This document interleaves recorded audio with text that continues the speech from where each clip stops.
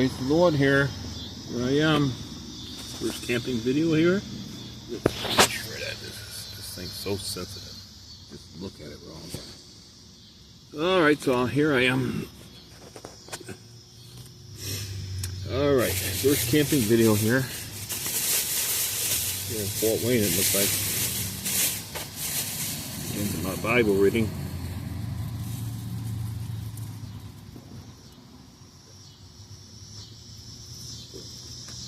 Yeah, that was a good day. I got to go out to the cathedral, the Catholic cathedral downtown, the Cathedral of the Immaculate Conception downtown. Funny, when I was in Salina, I preached outside the Immaculate Conception Church. Now I'm preaching outside Immaculate Conception Cathedral, where the bishop is, the Bishop of Fort Wayne, South Bend.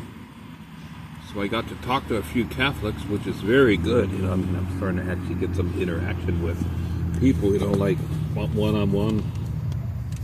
Oh, before I start this, I printed this out at the library today. This is my rights as a street preacher here.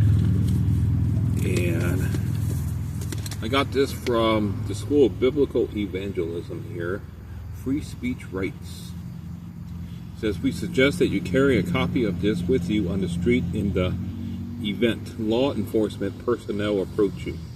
We have found that normally when city officials and police understand their obligation to protect the free speech rights of citizens, they usually allow you to continue without any interference. Then it has all the information here, such as public streets and parks are considered to be traditional public forums. This is a classic place where citizens have always been permitted to share their beliefs and ideas with one another, either verbally or through the distribution of literature. In the case of Hague versus CIO, 307 U.S. 496, 1939, the United States Supreme Court held that citizens have a guaranteed access to streets, parks, and other traditional public forums. The privilege to use the streets and parks for communication of views may be regulated in the best interest of all, but it must not, under the guise of regulation, be abridged or denied. Mere inconvenience to the government will not outweigh free speech interests. Okay, the traditional public forum is the most protected place for Christian witnessing, street preaching, and tract distribution. All citizens have an absolute right to share their faith in the traditional public forum of streets and parks. This absolute right is subject only to limited controls in the interest of public safety and order. That is, two parades cannot march down the same street at the same time, so parade permits, if constitutionally granted, are permissible. Then it goes on here.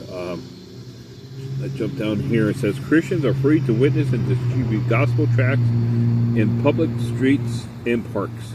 Christians are also free to preach, sing, and present dramatizations, which might collect a crowd as long as that crowd will not block pedestrian or vehicular traffic. Permits may sometimes be required for formal crowd-generating activities, but they must be available on a neutral basis to all who request them and must allow real communication to take place. In the case of Friedman versus Maryland, 380 U.S. U.S.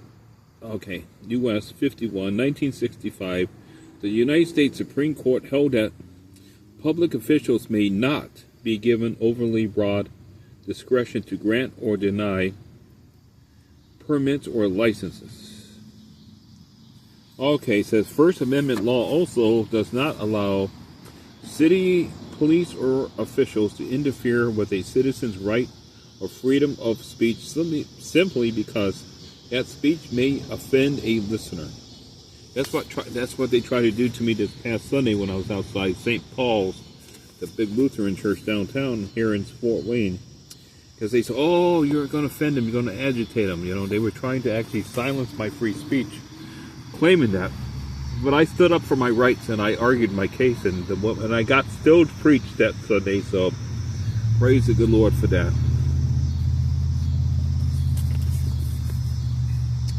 Okay. It says these cases are particularly important to your situation.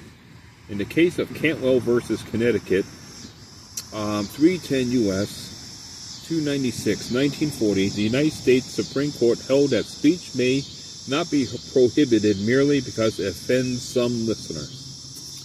So like street preaching, you're always going to offend somebody. It's just unavoidable, believe me.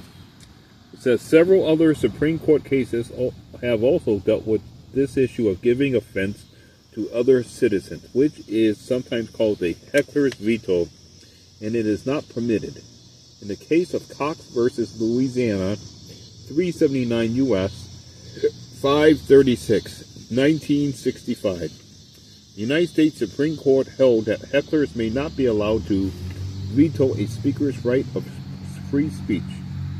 Police must control a crowd rather than arrest the speaker in order to maintain order.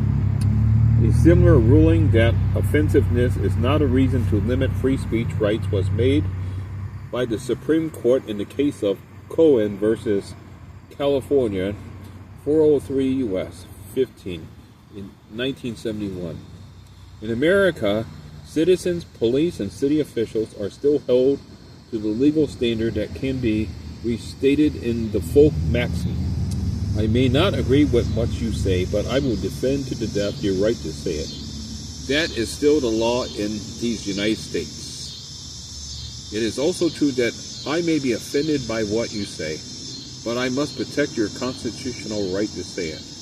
Witnessing, street preaching, and distribution of free literature are constitutionally protected activities because they are ways citizens have always exercised their rights of free speech. Then it goes on here.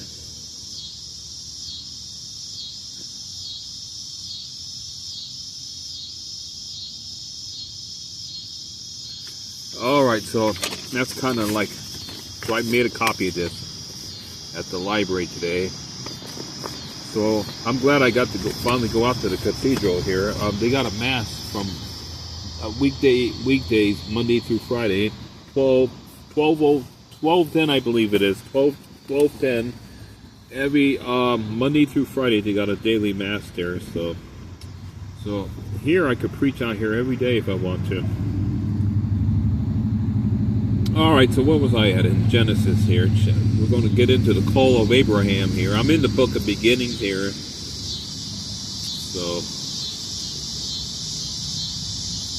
So today was kind of warm. It's about 85 degrees, which is one of the warmest days we had thus far here. It's been kind of cool. Night's been kind of cool. I noticed it's been warming up again. I'm just checking the... make sure everything's going okay. Okay. All right, so... well, I took my bath tonight, too. I took a full bath. You know. So... trying to keep clean. I got to shave probably Saturday. Get shaved, you know, good shaving. And I take a bath like every other day, so you know that way I can stay fresh and presentable. Because I am out there preaching the gospel. I don't want to look like a bum or dirty or anything like that. Oh, I actually heard I got a comment from that James guy that was in Salina, the one. He claimed, oh, I love your YouTube videos. You're my favorite YouTube guy. When I first got there, and now he don't like me at all because I guess I offended him. Just like I said, I offended the guy. He's trying to make up excuses why he's angry, but the real reason he's really upset because I told him he needs to preach the gospel in his town. So I asked him, do you preach the gospel? Oh no, I don't preach. No. So how can you call yourself a Christian and not preach the gospel? That's just something just don't add up there, you know. So he's pretty upset, but nothing I could do, you know.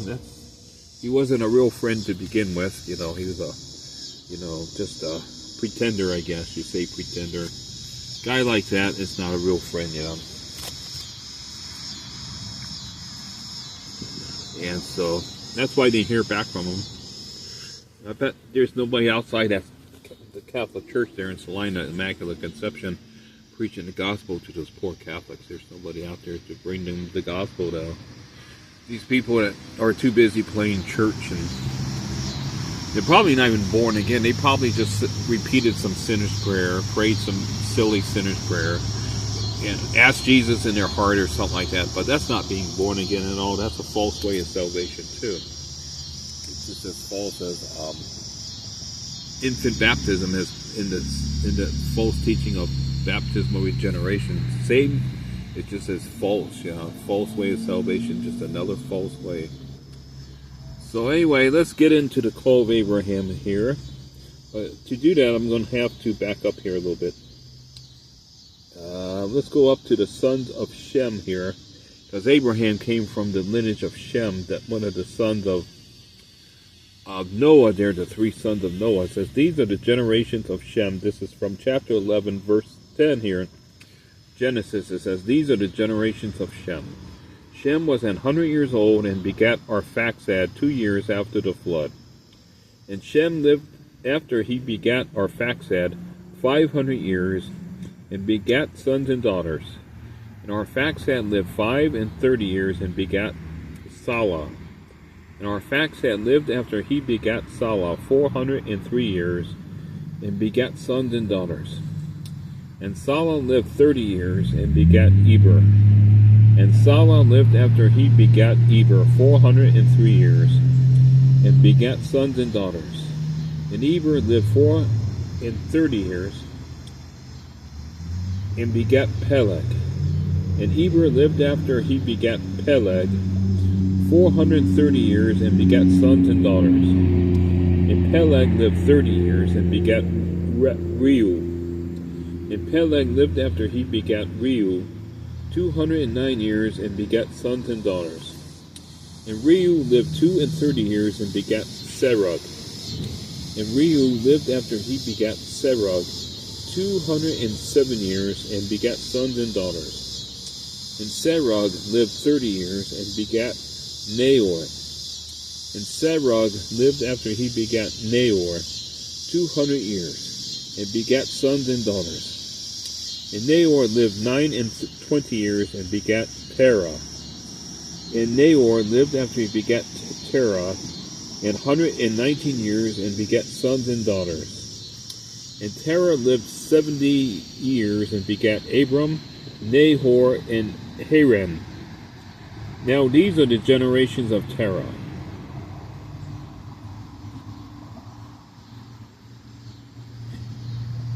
It says, Terah begat Abram, Nahor, and Haran. And Haran begat Lot. And Haran died before his father Terah in the land of his nativity in Ur of the Chaldees. And Abram and Nahor took them wives. The name of Abram's wife was Sarai, and the name of Nahor's wife Milcah, the daughter of Haran, the father of Milcah, and the father of Iscah. But Sarai was barren, she had no child. And Terah took Abram his son, and Lot the son of Haran his son's son, and Sarai his daughter-in-law, his son Abram's wife, and they went forth with them from Ur of the Chaldees, to go into the land of Canaan. And they came unto Haran, and dwelt there.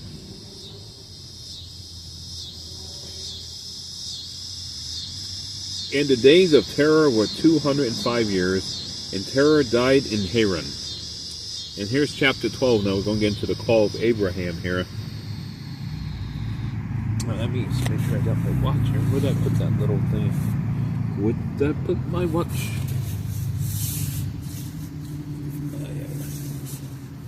That's weird. Let me find it real fast here, dear viewers.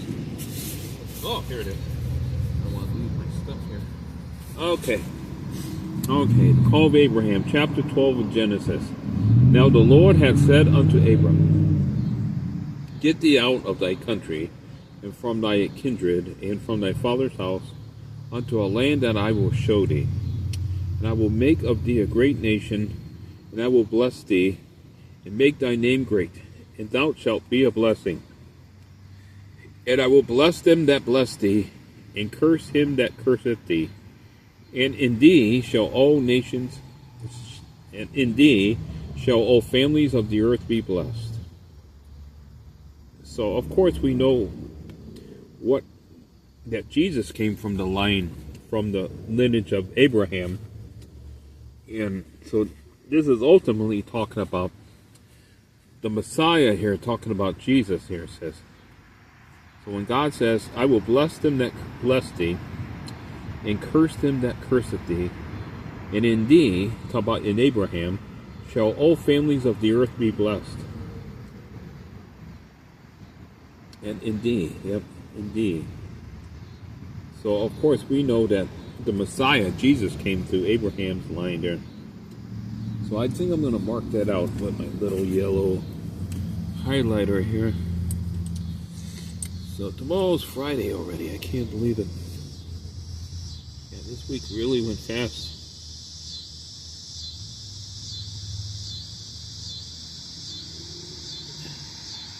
So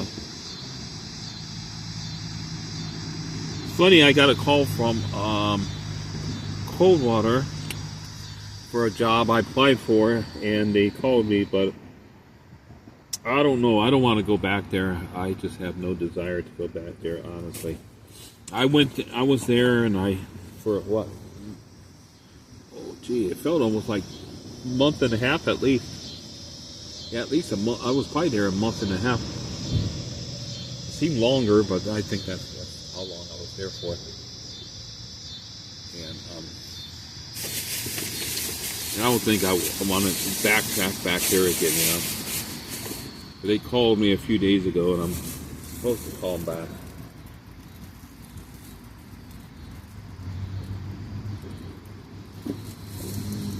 Yes, they want me coming down there for an interview. Why don't they just interview me over the telephone, save me the trip, and if I don't get the job, then I really lost nothing then. Because they could interview me and decide, we don't want this guy, so. I mean, that's just how it is. So I think I just tell them, why don't you just interview me over the phone, and then you could decide if you want me. Then if they offer me a job, I come down there. But if not, I don't want to go out there for nothing. Oh, I want to take one of my, before I keep reading here, I'm going to take one of my tablets here. There we go. Then we'd be back in the Bible reading. So I can't believe that James, I got a comment from him. He calls himself J. Rich on YouTube, but his real name is James Richmond. He's the nephew of the pastor, the former pastor, I guess I have to say now, of the Lighthouse Fellowship Church there on North Sugar Street in Salina. Church that they weren't really a light there in Salina. They just played church. It was more of an entertainment place than anything. It wasn't really a place where they were evangelizing the city of Salina at all. Not like that at all. Just religion, dead religion. Playing church, more churchianity.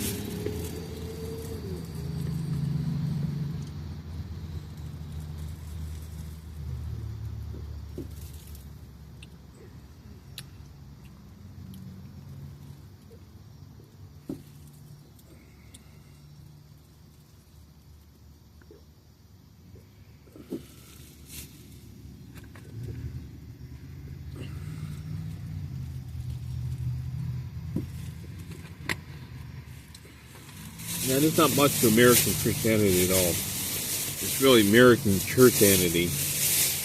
Play church, that's all it is. Very shallow, very superficial.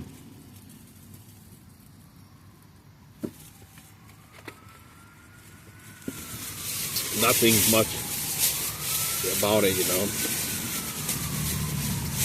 I'm just turned off by churchianity. Totally turned off by it.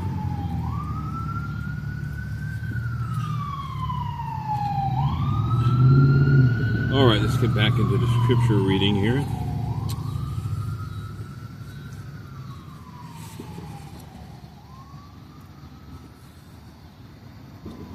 So Abram departed, this is verse 4, as the Lord had spoken unto him, and Lot went with him, and Abram was 75 years old when he departed out of Haran.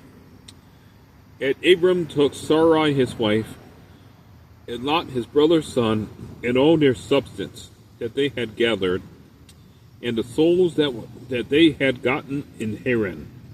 And they went forth to go into the land of Canaan, and into the land of Canaan they came.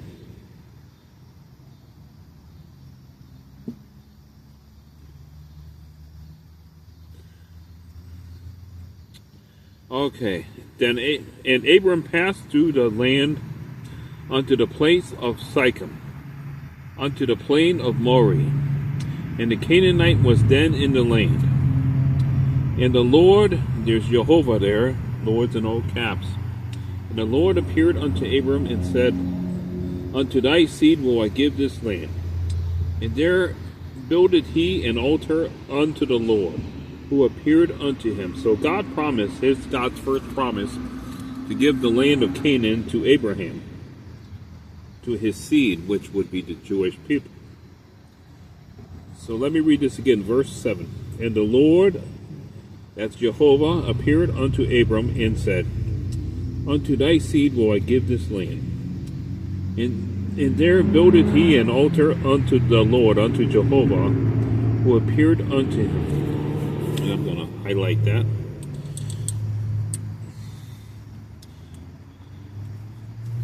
So there's God, the first promise of the land of Canaan going to be given to Abraham's seed. Not to the Arabs, but to the Jewish people of Israel. Unto thy seed, unto thy seed.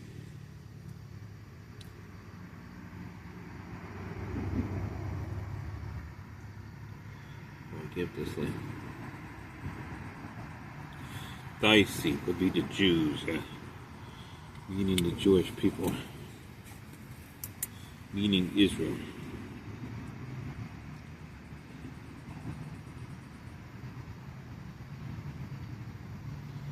Meaning Israel.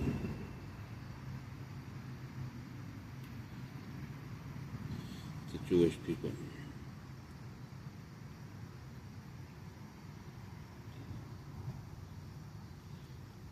Okay. That's why Bibles are meant to be marked up, meaning Israel, the Jewish people.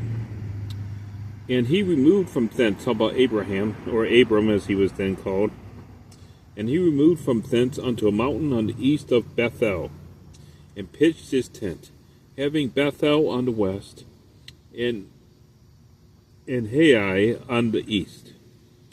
And there he builded an altar unto the Lord, unto Jehovah there, and called upon the name of the Lord. So Lord's in no caps, that's Jehovah there. And Abram journeyed, going on still toward the south. So now he's in the land of Canaan here.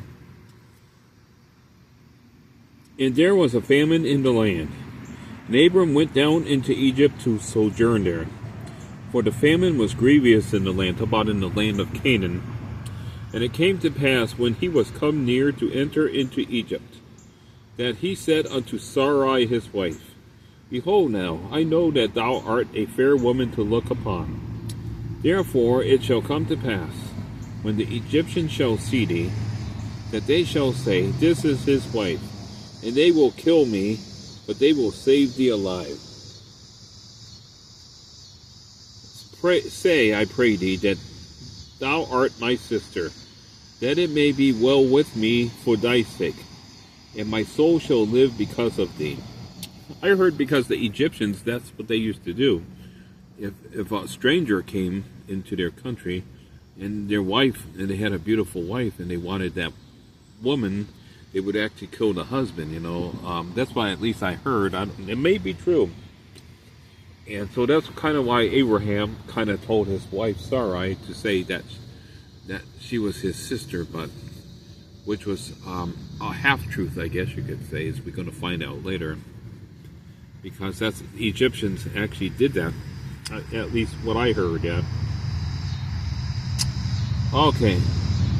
Verse 14, and it came to pass that when Abram was come into Egypt, the Egyptians beheld the woman that she was very fair.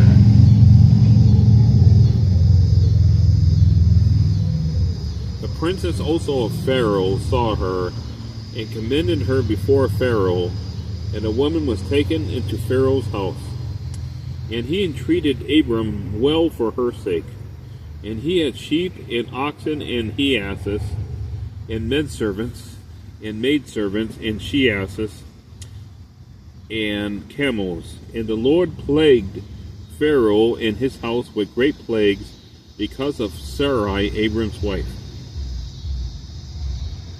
And Pharaoh called Abram and said, What is this that thou hast done unto me? Why didst thou not tell me that she was thy wife? Why saidst thou, She is my sister? So I might have taken her to me to wife. Now therefore, behold thy wife. Take her and go thy way. And Pharaoh commanded his men concerning him, and they sent him away, and his wife, and all that he had.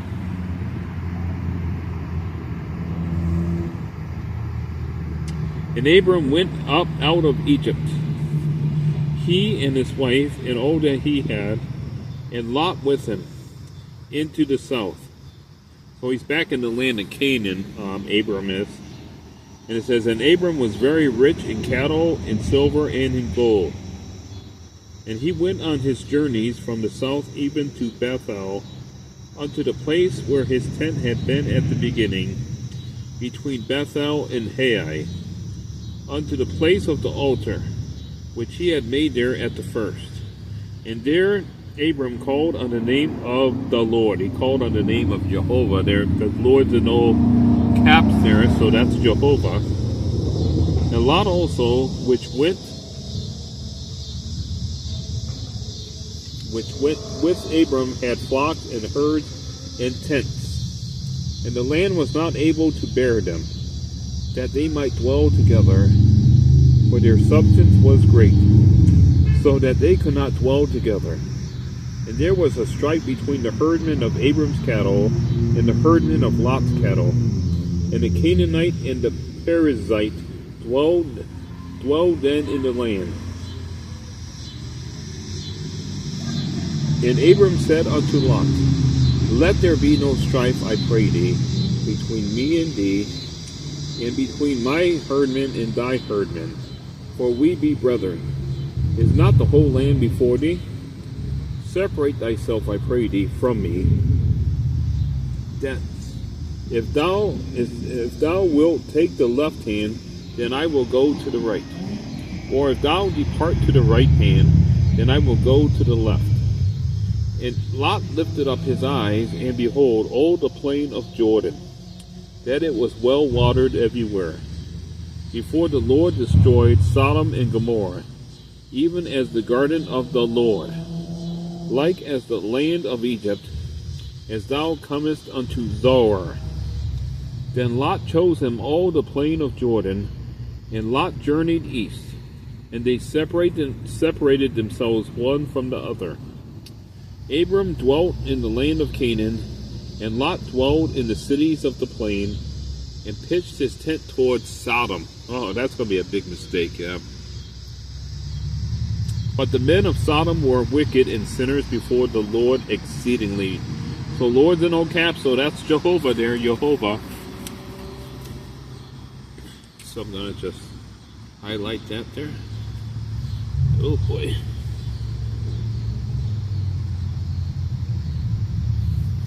This is verse 13 here.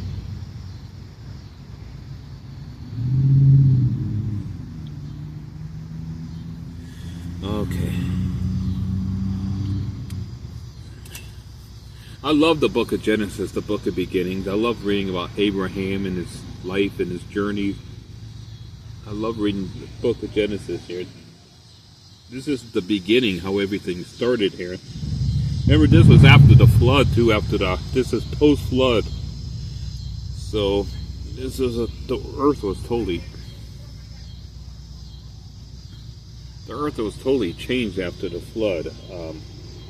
So I always keep that in mind too when I'm reading this. This is post-flood, yeah. So verse 13, this is chapter 13, verse 13 here in Genesis says, "But the men of Sodom were wicked and sinners before the Lord, before Jehovah, exceedingly. And the Lord, Jehovah, said unto Abram, after that Lot was separated from him, Lift up now thine eyes, and look from the place where thou art northward, and southward, and eastward, and westward. For all the land which thou seest, to thee will I give it, and to thy seed forever." Verse 16, "And I will make thy seed as the dust of the earth, so that if a man could number the dust of the earth, then shall thy seed also be numbered. Arise, walk through the land in the length of it, and in the breadth of it, for I will give it unto thee." So I'm going to highlight this here. So this is God's promise, the Abrahamic covenant here. This is God's promise to Abraham of the promised land here.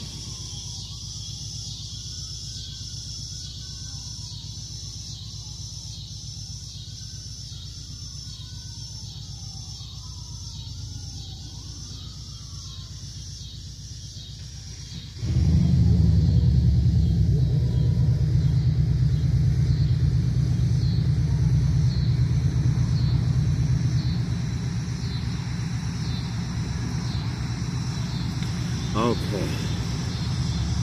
So that's the promise here. And you know what? This promise is still in effect today. The Jews, the people of Israel, this land belongs to them because they're of the physical seed of Abraham through Isaac. Isaac was the seed of promise. And verse 18 says, "Then Abram removed his tent and came and dwelt in the plain of Mamre, which is in Hebron, and built there an altar unto the Lord. And it came to pass in the days," this is chapter 14, "and it came to pass in the days of Amraphel, king of Shinar, Arioch, king of Elasar, Kedorlaomer, king of Elam, and Tidal, king of nations, that these made war with Bera, king of Sodom, and with Bersha, king of Gomorrah, Shinab, king of Admah, and Shemeber, king of Zeboim, and the king of Bela, which is Zoar. All these were joined together in the valley of Siddim, which is the Salt Sea. 12 years they served Kedorlaomer, and in the 13th year they rebelled. And in the 14th year came Kedorlaomer and the kings that were with him, and smote the Rephaims in Ashtaroth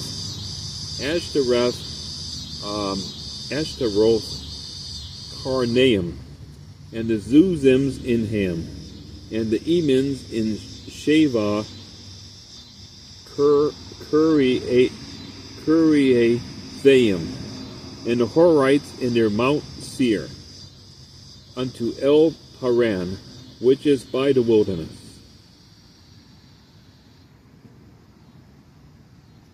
And they returned and came to En Mizpat, which is Kadesh, and smote all the country of the Amalekites, and also the Amorites that dwelt in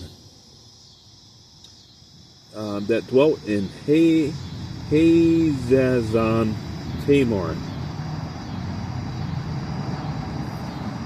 And there went out the king of Sodom, and the king of Gomorrah, and the king of Admah, and the king of Zeboim, and the king of Bela, the same is Zoar, and they joined battle with them in the vale of Siddim, with Kedorlaomer, the king of Elam, and with Tidal, king of nations, and Amraphel, king of Shinar, and Arioch, king of Elasar, 4 kings with 5.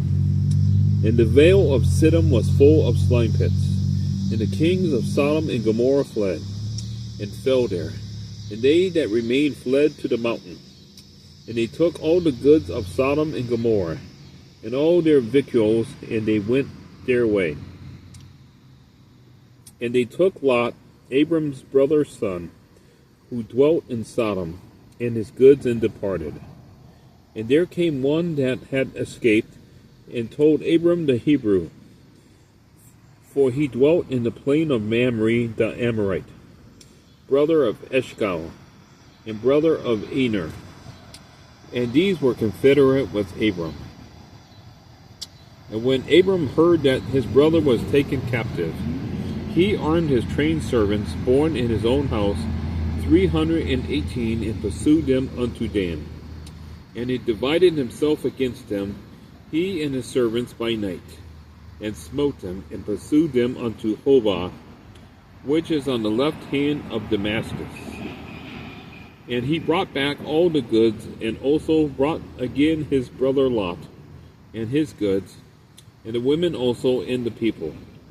And the king of Sodom went out to meet him after his return from the slaughter of Kedorlaomer, and of the kings that were with him, at the valley of Shavi,